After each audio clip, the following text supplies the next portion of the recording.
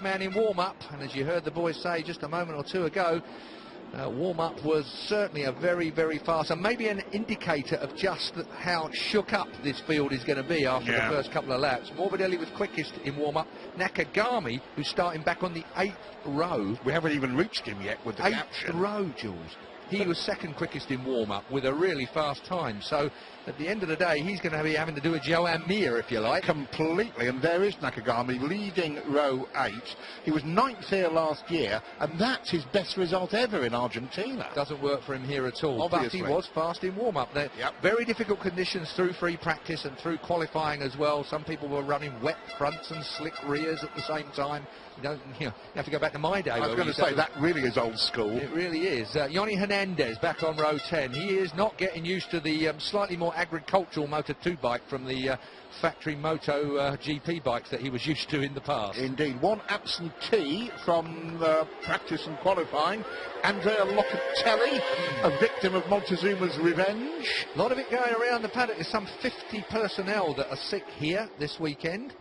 And again, it's a situation where you venture for the local style of things, and sometimes it just gets you. So far, the Hewen and Ryder systems, which are well tested, have been up to the job. I think that's it. We're well tested. If you get to our age, we've probably done all of that. Yeah, Paul Espargaro in MotoGP, you know, is also rather Uncle Dick. It is the best qualifier here for Thomas Luthi, I think it is, or is that... Tom Luthi? Yeah, I think Tom Luthi on the 2nd row. He's not had quite the... He's not been higher than 6th in a race in Argentina, Keith. That's for sure.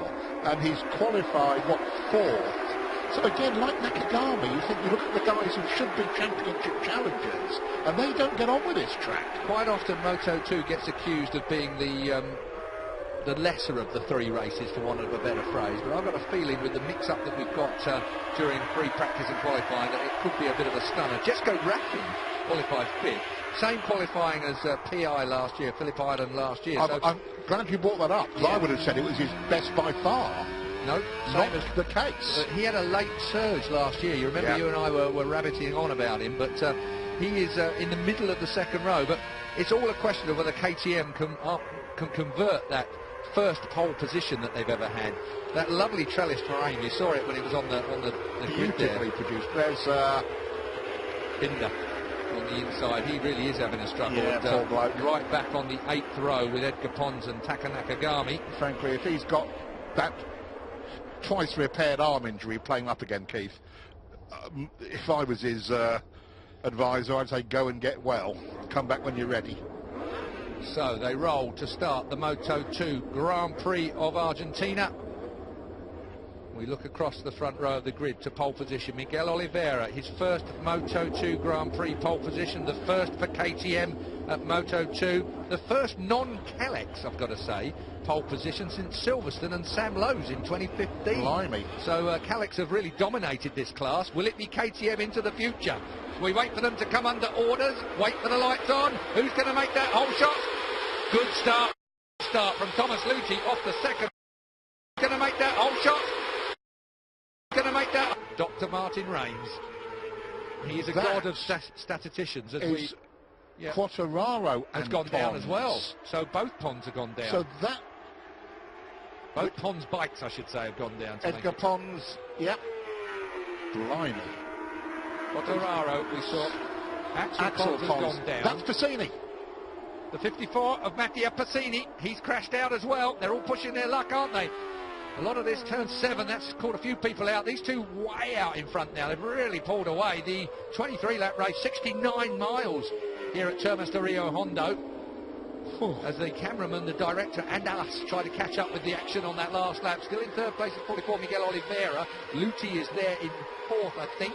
From Baldassari, where did he come from? Baldassari, he had a real up and down kind of qualifying. He ended up in 4th on the 4th row. Front to the 4th row.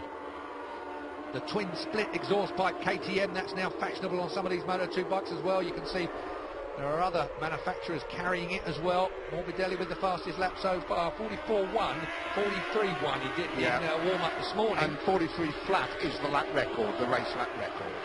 That still belongs to Jonas Folger. It does. It's funny. Folger and Zarco. Zarco's got the fastest ever lap round here. Those two we're going to see in the next race, of course. Teammates in the Tech 3 team. So we have lost from this race Nakagami, Gardner, Quattararo, Pons to Sea. Thomas Luthi was pushing his luck there, getting a little greedy into there. There is Nakagami back into face Taddy Okada. Parked in there waiting to get the interview that goes with it as well. Together in the braking area.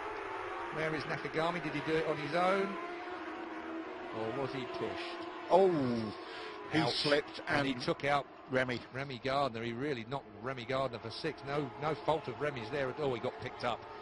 Caught the back end of someone else. And, domino effect. Tripped himself up and then wiped Remy out as well. Poor Remy Gardner has had no luck whatsoever so far this season. Look at this man. He was quick in warm-up. Alex Marquez is doing the right thing. Third year. I always say about championships. Yeah. Third year, Alex Marquez did it in Moto 3.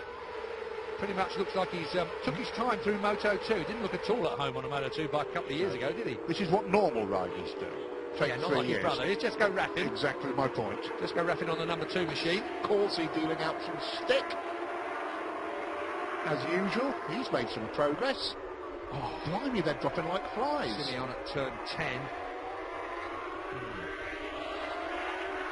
Which is turn 10. That's the right flick. That's quick, isn't it? Yeah, it looks like he's had a belt to the head, which is not a good thing. Straight to the medical centre for you, young man. Yes, definitely. Here he is. Oh, yeah. Oh, he did. Back of the head plant. Nasty. So, just got a bit out of shape on him. Didn't get tangled up with anybody else. Meanwhile, Frankie Morbidelli is pulling away from his teammate Alex Marquez at the front of this Moto 2 Grand Prix. Here at Thomas de Rio Hondo, the Mark VDS boys looking very, very good indeed. And again, Morbidelli putting a faster lap by faster lap. 43.8. It now is 8/10 off of the lap record, the race lap record. That's the pole man, Miguel Oliveira, being chased by Thomas Luthi on bike 12. They've swapped positions last time round. It's going to be interesting to see if Oliveira can close this gap. I mean, once he gets his rhythm was disturbed somewhat. I think that is exactly the way to put it, Keith. The gap was 1.3 seconds. Cortese on number 11 was sliding up. This is Baldassari we're looking at. And Cortese the first of the suitors. Yes, Cortese just come through on the 97 of Vierge on the Mistral Tech 3. So 1, 2, 4 makes a bike in the top 10. In the top 7, in fact. And there's the Quattararo with the... Good. He was the one who looked like he took a wallop in that 2-bike crash. Axel Pons took a wallop where you don't want one as well. Yeah, he really did, didn't he? So Axel Pons, I think, was the man that we're slightly worried about, but they're all worried about this guy. He's onto the back straight, 0.6 of a mile now, stinging up to 170, 75 mile an hour with a little bit of a toe. Slight uphill gradient into turn 5, which is, I'll say it again, absolutely flat. It's billiard table flat, which is never conducive to holding the bike down if you've gone in there a bit warm. Just looking at the gap between Oliveira and Marquez, Keith, it's absolutely consistent at 1.3 seconds over the last lap and a half. Yellow banded tyre, which in this Dunlop scenario is the softer of the version. If you see a white banded tyre, there's I actually tweeted the full range of rear tyres on my timeline if you want to have a look at it, if you're that sad. It's the other way round from Michelin, is the... Yeah, effectively, but they've got other colours that we're going to see at other racetracks as well. I mean, they paired them up for us last time round, but there will be a full colour brochure coming out soon for Dunlop. I think Motorcycle News are doing a feature on it as well at some stage, so... Look at this, Vierge, he's not been dumped by Cortese, He has not, has he? Got a nice style, Vierge, as well. We're looking at it, Xavi Vierge. 8th on the grid last time out, finished 9th. Oh, Passini's back in the race. You can't keep an old good man down, You can cannot. Is he still using the left-hand front brake? I think he is. He's got to, isn't he? He has used... Back at the front. This is a replay. I wonder why we're seeing that. Who's run out wide there then? Oh, that's Passini's crash. Earlier on, Passini at 7. Plenty of runoff there. wouldn't have got it too dirty in the ground. Here we are. Only just got to it. Yeah, had a bit of a bobble on the way in, didn't he? Yeah, just knows what to do. Put himself in a position to get back to his feet. Meanwhile, instantly. on the back straight, 43.5 now. He's just knocking them off, isn't he? Yeah. Absolutely fantastic. Franco Morbidelli, by way the faster man by 0.4 of a second in warm-up this morning from Taka Nakagami. Warm-up this morning was more conducive to times, believe it or not, than free practice or qualifying, and that's, we're seeing now, the best of Frankie Morbidelli. He's just clearing off. He is indeed. Luti is sticking with Oliveira, 0.8 behind him, but the front three are spreading out here. Well, Baldessari's still hanging in there as well. Where's Danny Kent? He's just outside the points, Keith, in 16th. He's bit of work to do on the Suter, but I mean, I think Hodgie was quite right. That's it up through the gearbox through this left-hander, all flat, 130 mile an hour. Meanwhile, we're watching the Cortese, Vierge, Shire in, and pretty soon to be joining them. He's getting quicker in his rhythm on that KTM, and they are not putting any faster times in. I'll tell you what, they're ever so consistent, the front two. Aren't they? 43.8, 43.8 again. That's about what they've been doing, to a tenth of a second. But they may well be getting a hurry up now. Yeah, I'm looking at the Italian battle, 9th, 10th, 11th. Corsi on the speed up, Bagnaia on the VR46, Marini on the forward. Given what the Italians are doing to each other in Moto3, that one might be worth keeping an eye on. I hope he didn't go off to make dinner or anything like that, because this Moto2 race looks like it's building up to have a lovely finish to it. We've got a long way to go yet. I've got to say that this man, Miguel Oliveira, has got plenty of time. Now that he's found that rhythm, he's got plenty of time to get into touch with both these two. And he's got the race head on him to understand the situation. He's quality, isn't he? He is absolute quality. First ever Portuguese to win a Grand Prix, and once he'd done it once, he couldn't stop doing it. Absolutely. That's Moto3, and we're only in the second year of him, second round of him riding the KTM. And bearing in mind, we were talking about the Suter not seeing this place, the lady Suter. This KTM hasn't seen it in any incarnation. Any form, indeed. Look at that. Visually, you can see what he's doing to him. Personal best from Luti that time round, and Oliveira was a quarter of a second quicker again than the Mark VDS Calexes in front of him. They were doing 43.8s again, exactly the same time, so they're almost like a Swiss watch, the two out front, but Oliveira's closing them down. Meanwhile, this battle for 6th place. The Italians are getting in amongst them. Corsi's past Shire in. Shire in on the 55, the Petronas coloured machine, of course, but Corsi on the speed up. That works well round here, that speed up. Sam Lowe's proved that. He set pole here. He did indeed. So, the 24, of course, he is the man we're talking about on the speed-up machine. And if you want to see somebody with no mercy in his soul when it comes to passing in a motorcycle race, so we've got a Suter. Keep your eye on Corsi. We've got a Suter leading a Mistral, leading a speed-up in 6th, 7th and 8th. And a KTM in third and closing. Somewhere there's a Calex in there. This should be the Calex class. Yes, it should be a one-make cut. He's not in the picture yet. It's Marquez who's responded to Miguel Oliveira, because he's faster than his teammate out front at the moment. The second and third place men are closing up on your race leader, and it shows on the clock as well. Indeed. How's it out? Well, surprised? What, not really. Here comes Corsi again. Yeah, hey, looking to pick up the pieces if he can on bike 97. It's going to be interesting at turn 5, which is the next one up. Yeah. There is Binder, that with the injuries he's carrying. Yeah. So great ride from Brad Binder. Right then, they spread out into the braking area at turn 5. Oh, different lines, to put it mildly. Trying to do Cortese. It's amazing how the slipstream does not have as much effect with the Moto2 bike, isn't it, compared with Moto3? This is what McWilliams was lecturing me on this morning. So it just doesn't really have an effect. Yeah, well, there is an effect, but it's minimal, really. This is. Yep. Don't think there'll be any tyre problems with these. I think the Dunlops have worked well around here. I know and the other thing that's an advantage here, we've not got the wind that we've had for the last 2 days either, blowing them about. So much calmer. So consistency on the racetrack. Yeah. But they've got to keep it clean. Otherwise, they'll have some questions to answer. It'll be 2 laps to go this time round. Yeah, Michael Bartolomei doesn't look like he's in a good mood most of the time, so I can't imagine what he'd be like as team manager. Yeah, if he had to deal with it, as you say, how should we put this? An Iannone incident. 2 laps to go. Mark BDS, 1 and 2. It is Frankie Morbidelli versus Alex Marquez, the Moto3 world champion. So we've got 2 Moto3 world champions Well, I didn't think Oliveira gained anything. He took a third of a second out of them. He's closing them down. That's why I meant 2 Moto3 world champions chasing Frankie Morbidelli.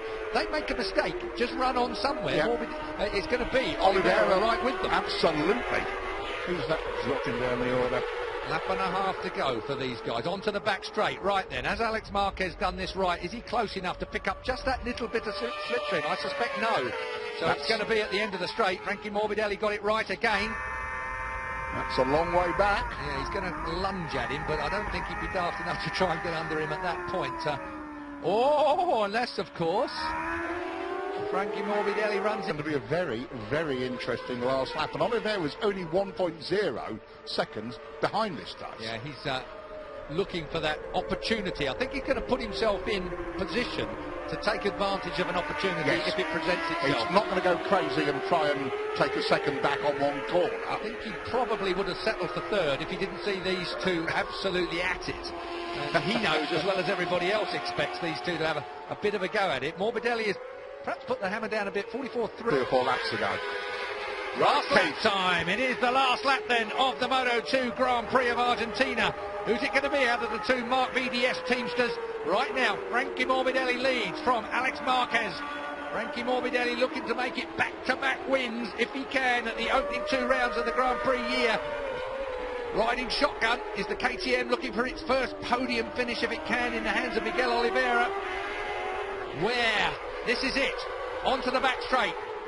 Turn 3, turn 4. Is Alex Marquez close enough? I suspect not. Morbidelli making the bike sit down at the back as he asked for the throttle. It was spinning the rear tyre. Morbidelli's done enough there. He's going to keep Alex Marquez in second place as we come to turn 5. A mistake here, though, could change it all. He's running wide, but it's enough as he squares it off.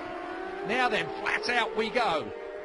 Through turn 6. There's Oliveira in third place. It looks to me like he's done and dusted, unless, of course, there is a mistake at that infamous last chicane. I call it a chicane for want of a better comment. Yes, Oliveira is staying 1.0 seconds adrift of those. Down goes Marquez, and that's a big off. That's knocked him senseless for a moment or two. Alex Marquez did what he did last year. He crashed out last year. He's crashed out this year. A disaster for Alex Marquez. That really will hurt him in more ways than we can imagine. Just what we thought he got out of his system. Frankie Morbidelli will take this Argentine Moto2 race win then. He will be the first Italian to win back-to-back Moto2 victories. As he comes to the line, it is going to be Oliveira and Lutti who will do the next 2 steps on the podium. But it is Frankie Morbidelli, 2 out of 2, and he is the first Italian to win back-to-back Moto2 victories. Oliveira's over the line. Lutti gets a lucky third place, and I mean that respectfully. He'll be honest enough. Back-to-back wins in Moto2 for the Italian. And she scurries across to pick up brilliant stuff. Love that. Yeah. Not unusual, by the way, to see a female technician in the paddock in this day and age. No, I've been trying to encourage my girls to take that direction as well, because it is open. Check it out, folks, if you're wondering what to do. But it is her first time up on the rostrum to collect the team's trophy. Not Tom Lutti's first time on the rostrum, it's his 49th time. But his best finish at this track, Keith, by 3 places. How polite, and also admitting he was a little lucky. We knew him. You knew Tom Lutti would be like that, don't you? You just know it. But now here is a little bit of history for you, folks. A new manufacturer is going to get the second place trophy, KTM. In only the 2nd Grand Prix. Exactly, Keith. Miguel Oliveira. We knew he was good. In fact, we knew he was very, very good. I'm not sure we understood quite how good before this season. He did. Every way, as does the cool-looking character on top of the rostrum, as the local Minister of Health comes to give the half-Brazilian Frankie Morbidelli his trophy. The locals are loving it. And are we going to get the national anthem? We are!